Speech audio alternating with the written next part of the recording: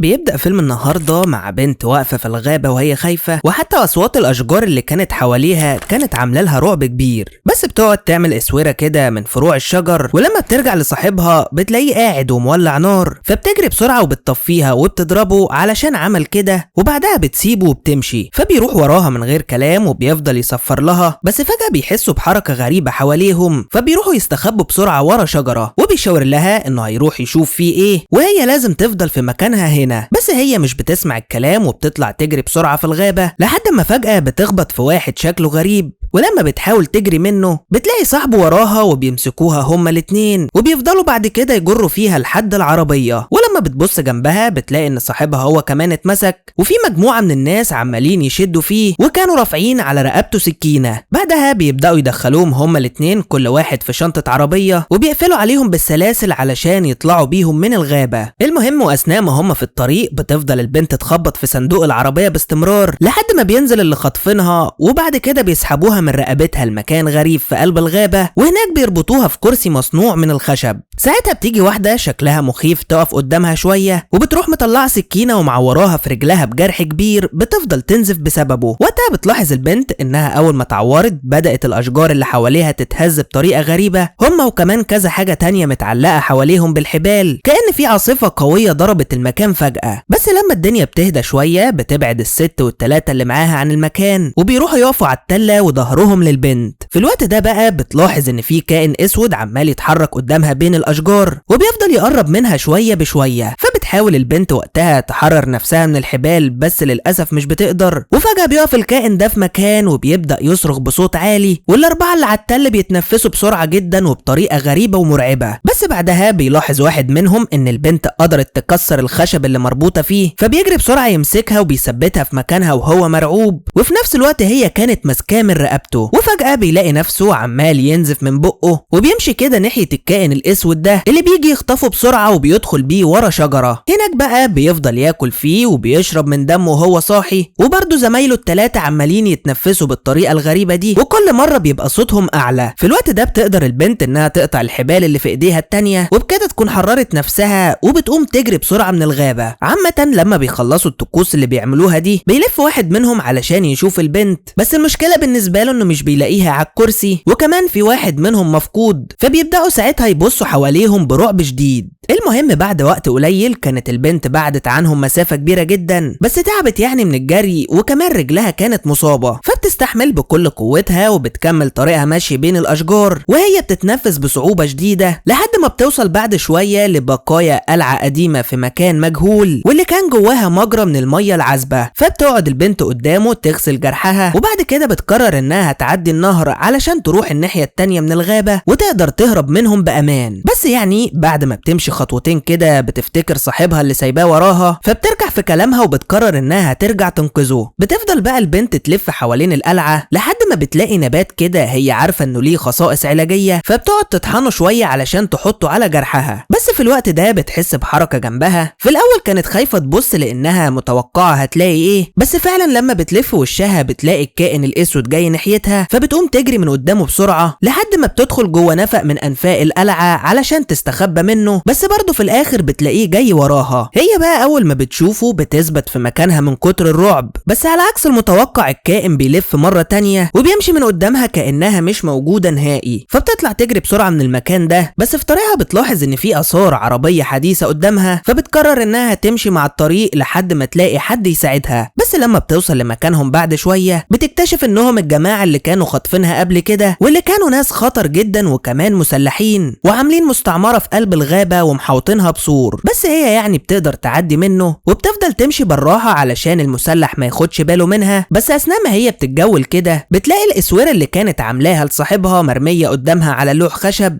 فبتروح تاخدها وهي بتفكر يا ترى حصل فيه ايه. بس فجأة بتلاقي ان السيدة غريبة الاطوار راجعة للمخيم مع الاتنين التانيين تانيين، فبتطلع تجري بسرعة من قدامهم وهي مرعوبة لحد ما بتستخبى ورا خيمة. في الوقت ده بتيجي السيدة تفتح واحدة من الخيام علشان تطمن على سيدة عجوزة نايمة جواها، وبعد ما بتخلص بتطلع على بيت خشب بعيد شوية عن الخيام، وبنلاقي ان البيت ده عبارة عن كنيسة صغيرة، بس طبعا كنيسة بالاسم بس، لان اللي بيحصل جوه ده ملوش علاقة بأي دين. بنشوف دلوقتي واحدة حامل لابسة ابيض في ابيض وشكلها غريب برضه، كانت واقفة قدام صليب كبير وقدامها عدد كبير من الناس كانوا قاعدين كلهم بنفس الطريقة، وعلى الحيطان كان في رسومات ورموز غريبة جدا وشكلها مخيف، وبيفضل الناس في الوقت ده يكرروا نفس الحركة بنفس الطريقة بشكل متواصل لحد ما بتروح الست دي تطفي الشمع، وساعتها بيقفوا كلهم في مكانهم وبيبدأوا يطلعوا واحد ورا التاني في صمت تام. وبعد ما كل الناس دي بتمشي بتروح ناحية السيدة الحامل وبتقف قدامها من غير ولا كلمة، بس فجأة بتلاقيها نزلت بالقلم على وشها، وبتحس ان في حركة غريبة بره، فبتروح بسرعة تبص من الشباك بس مش بتلاقي حد، وبتطلع الخاطفة دي تشوف مين اللي بره، وبتفضل تلف حوالين المبنى، وفي نفس الوقت البنت مستخبية تحته وعمالة تغير مكانها علشان ما تشوفهاش. وكانت البنت قاعدة خايفة جدا وعمالة تبص حواليها، بس الدنيا يعني كانت هادية شوية لحد ما فجأة بتلاقي الخاطفة جاية عليها بسرعة جدا وبتسحبها، بس البنت يعني بتفضل تقاومها. وقتها بتقرر انها تقتلها في مكانها، وبتمسكها من رقبتها علشان تموتها، بس البنت بتضربها في بطنها وبتطلع بسرعة من تحت المبنى، وبتفضل تجري في الغابة ما بين الخيم. بس واضح كده انها اتحصرت لان كل الناس اللي كانوا في الكنيسة طلعوا يشوفوا شغلهم ومالين المكان حواليها، فبتستخبى لحد ما تشوف هتتصرف ازاي في المصيبة دي. بس لما بيوصل الخاطفين المخيم بتفضل تضرب جرس متعلق فوق دماغها، ومن بعدها بيبدأ كل الناس يدقوا الأجراس او يخبطوا على اي حاجة معاهم علشان يعرفوا بعض ان في دخيل في المكان. وقتها بتستغل البنت حالة الهرج اللي هم فيها دي وبتطلع تجري بسرعة كبيرة، بس للأسف بتتحشر في السور وبيجي واحد يشدها من رجليها كمان، بس هي بتقدر تفلت منه على آخر لحظة، وبعد كده بتكمل جري في الغابة. بس برضه بيجي واحد منهم ببندقية وبيضرب عليها نار، بس لحسن حظها ان هي كانت هربت خلاص والطلقة مش بتصيبها. عامة بتفضل البنت ماشية في الغابة لحد ما بيجي عليها الليل، فبتقف علشان ترتاح شوية وتاخد نفسها، بس للأسف مش بتلحق المسكينة، وبتلاقي الكائن جاي يجري وراها، وده لأنه شم ريحة دمها، فبتطلع تجري منه لحد ما بتطلع على الطريق، وبتلاقي عربية جاية سريعة عليها وبتخبطها، فبينزل صاحب العربية علشان يساعدها، بس هي كانت خايفة منه جدا في الأول، بس بيقدر يعني يقنعها انها في امان وبياخدها معاه. في الطريق بقى بيديها الراجل قماش تربط بيه ايديها المصابة، وبيفضل يكلم فيها كتير بس هي مش بترد عليه، وبتشاور له على رقبتها اللي عليها علامة شكلها غريب، فبيعرف انها مش بتتكلم. المهم بيشغل لها شوية اغاني كده علشان يحاول يخليها تهدى شوية، بس برضه مش بيلحق المسكين يسمع حاجة، وبيتفاجئ برصاصة جاية من قدامه بتموته، وبسبب كده رجله بتتقل على البنزين وبتجري العربية لحد ما بتشيل الراجل اللي قتله، وبعد كده بتلبس في الشجرة. اول بقى ما العربية بتقف بتبص البنت جنبها وبتلاقي الراجل مات خلاص، فبتنزل من العربية بسرعة وهي مرعوبة اكتر من الاول، ولسوء حظها الهباب كمان بتلاقي الراجل اللي ضرب عليهم نار لسه عايش، وكان بيحاول في الوقت ده يقتلها، فبتحاول تمنعه بكل قوتها وبتفضل تخبطه في دماغه بخشبة، وبتقوم علشان تهرب من قدامه بس بيشدها من رجلها وبيفضل ماسك في رقبتها علشان تموت. البنت في الوقت ده كانت خلاص بتطلع في الروح، بس فجأة بتسحب السلاح اللي واقع جنبه على الارض وبتضربه بيه طلقة في دماغه. ساعتها بس بتقدر البنت تتنفس بعد ما كانت هتموت تحت ايده، فبتقوم تبصله كده برعب، بس لما بتلاقيه خلاص مات بتاخد السلاح وبتطلع تجري، وبتفضل بقى ماشية في الغابة وهي ما عندهاش اي مكان تروحه، ده غير ان الجو في الوقت ده كان ضلمة جدا، بس من بعيد كده بتلاحظ ان في ضوء نار، فبتقرب ببطء وهي خايفة برضه، بس في الاخر بيطلع صديقها هو اللي مولع النار وقاعد تحت الشجرة، وكان شكله في الوقت ده تعبان جدا، فبتفرح البنت وقتها انها شافته اخيرا وبتروح ناحيته بسرعة علشان تطمن عليه، بس للاسف بيطلع ان ده فخ، واول ما بتدوس عليه بتتعلق من رجلها فوق النار. ساعتها بتلاحظ ان صديقها مش قاعد بمزاجه لانهم كانوا مدبسين ايده في الشجرة. بعد شوية كده بيجي واحد من عصابة المختلين دول وكان معاه سلاح، فبتفضل البنت تتحرك على امل انها تحرر نفسها، بس برضه كالعادة كان بدون اي فايدة. وقتها الراجل بيضرب صديقها في وشه خبطة بتخليه يفقد الوعي، وبعد كده بيديهم ظهره علشان يمشي. في الوقت ده بقى البنت كانت عمالة تحاول توصل للحبل، بس برضه بتتعور في ايديها بدون فايدة، فبتفضل تدور على الراجل بعينيها لانه اختفى من قدامها خالص، بس بتتخض جدا بعدها لما بتلاقي مجموعة من الكائنات السوداء جم مسكوا في الراجل وبدأوا ياكلوا فيه، فبتجيلها دفعة ادرينالين كده بتخليها تطلع فوق الشجرة، وفي نفس الوقت الكائنات تحت كانت عمالة تاكل في الراجل لسه لحد ما بيخلصوا عليه خالص، وبعد كده بياخدوا راسه معاهم وهم ماشيين. كل ده البنت كانت واقفة تبص على صاحبها من فوق الشجرة وهي متخيلة ان الدنيا هادت خلاص، بس فجأة بتيجي الكائنات دي مرة تانية وبيهاجموا صديقها، وكمان بعدها بيطلعوا وراها على الشجرة. ساعتها بيفضل منهم واحد يشدها من الحبل اللي في رجلها لحد ما بيقدر فعلا يوصل لها، بس هي كان عندها شوية شجاعة كده وذكاء، فبتلف الحبل حوالين رقبته وبتنط من على الشجر على طول. وبعد ما بيموت الكائن ده بتفضل البنت واقعة على الأرض شوية لأنها كانت تعبانة جدا، بس بعدها بتقاوم الألم وبتاخد السلاح من على الأرض وبتبدأ تتحرك في الغابة مرة تانية، وبتفضل بقى تستخبى من شجرة للتانية لحد ما بتقدر تدخل المخيم، ومن هناك بتشق طريقها للكنيسة على طول وهي رافعة سلاحها قدامها لحد ما بتوصل للست اللي كانت لابسة أبيض، بس بتلاقيها حامل فبتتردد في ضربها. وقتها بقى الست بتستغل الفرصة دي وبتزق السلاح من ايديها وبتديها بعد كده بالطاسة على دماغها بتوقعها على الأرض،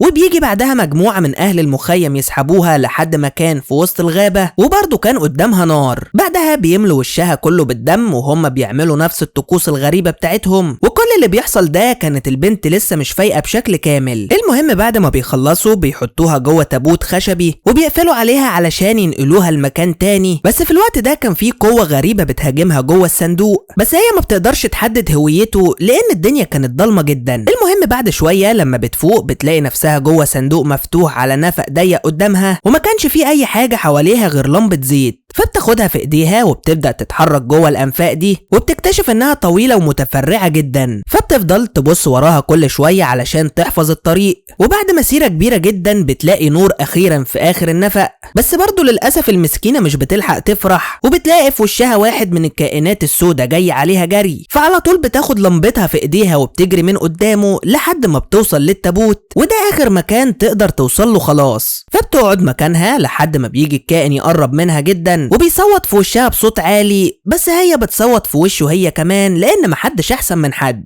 بيفضل بعدها يدوق في الدم اللي على ايديها كده، وساعتها هي بتفضل تشوف حاجات غريبة زي ان في اماكن بتولع وان السيدة الحامل اتعورت في بطنها. بس المهم في الاخر ان الكائن ده بيسيبها وبيمشي لان تقريبا كده شكل دمها تقيل وطعمه معجبهوش. المهم بنروح بقى للمخيم وبنشوف المجموعة اللي كانت طالعة بالبنت وهم راجعين للخيام بتاعتهم، وبتروح السيدة تطمن على الست العجوزة زي كل يوم. اما البنت التانية فبعد ما اطمنت ان الكائن ماشى خلاص بتروح تمشي في النفق تاني لحد ما بتقدر تطلع من الناحية التانية. اما السيدة بعد ما اطمنت على الست العجوزة بتروح الكنيسة وبتلاقي هناك الست الحامل متعورة في بطنها، فبتروح تقعد جنبها علشان تواسيها، بس مش بتلحق لانها بتلاقي الخيم بره بتولع، فبتجري بسرعة وهي بتعيط وبتحاول تطفي الخيمة بأي طريقة، بس الحريقة كانت كبيرة جدا وهي مش بتقدر تعمل حاجة، ده غير ان كان في ضرب نار عشوائي حواليها واللي بتتصاب من خلاله بطلقة في بطنها. وبيفضل بقى الناس يقعوا واحد ورا التاني، فبتروح ساعتها الست دي تاخد سلاح علشان تضرب الدخيل ده، بس بتاخد طلقة هي كمان وبتقع ميتة. بيجي الولد ده بعد كده ياخد السلاح وبيفضل يدور على اللي بيقتل فيهم ده لحد ما بيلاقي ان في حد بيتحرك قدامه وبيضرب عليه، بس لما بيقرب منها بتطلع واحدة زميلته في المخيم وبتيجي البنت من وراه جري بالسيف علشان تديله ضربة تطير دماغه، وبتتحرك بعد كده في المخيم بمنتهى الهدوء، بس بنلاحظ انها في الوقت ده ما كانتش خايفة من اي حد خلاص، وبتمشي في طريقها لحد ما بتوصل للكنيسة، فبتلاقي الست الحامل طالعة من وراها بساطور وعاوزة تضربها، بس بتهرب منها تحت الكراسي وبتحاول تطلع من الناحية التانية، بس بتمسكها الست وبتبقى خلاص هتقطع راسها، بس البنت بتقدر تقاومها وبتزقها بعيد عنها وبتروح بعدها عضها في رقبتها كمان، فبتقع قدامها على الارض على طول. ساعتها بتيجي السيدة المصابة في بطنها تضرب على البنت نار وبتفضل تضرب عليها كتير جدا وكانت خلاص قربت تقتلها، بس بتلاحظ ان الست الحامل بتولد فبتتشغل عن البنت شوية وهي بقى بتستغل الفرصة دي وبتهجم عليها. بيفضلوا بقى الاتنين يضربوا في بعض في الوقت ده لحد ما البنت بتروح تاخد الساطور وبتخبطها في رقبتها. في نفس اللحظة دي بتسمع صوت عياط الطفل وبتشوف امه برضه طالعة تجري بعيد عنه من الخوف، واللي في لحظة مش مفهومة بتاخد سكينة وبتذبح نفسها. ساعتها بيبدأ عياط الطفل يزيد وبيزيد معاه الهواء اللي بيطفي الشموع في الوقت ده، وبنلاحظ ان الكائنات السوداء بتتحرك في الغابة ناحية المخيم، وبالتحديد رايحين ناحية الكنيسة اللي فيها الطفل. البنت في الوقت ده كانت واقفة خايفة جدا، بس بتقرر في الاخر انها هتروح ناحيته، وفعلا بتروح تشيله من السرير، بس بتكتشف ان شكله غريب جدا. بس في الوقت ده بتوصل الكائنات السوداء للمكان، ولما بيلاقوا البنت شايلة طفلهم بيفضلوا يصرخوا بصوت عالي، ووقتها البنت بتفرح جدا لانها بالطريقة دي بقت الملكة عليهم. وبيخلص الفيلم على كده. يا رب يكون الملخص عجبكم، وما تنسوش تعملوا لايك للفيديو وتشتركوا في القناة لو اول مرة تشوفونا علشان يوصل لكم كل جديد. اشوفكم الفيلم الجاي، سلام.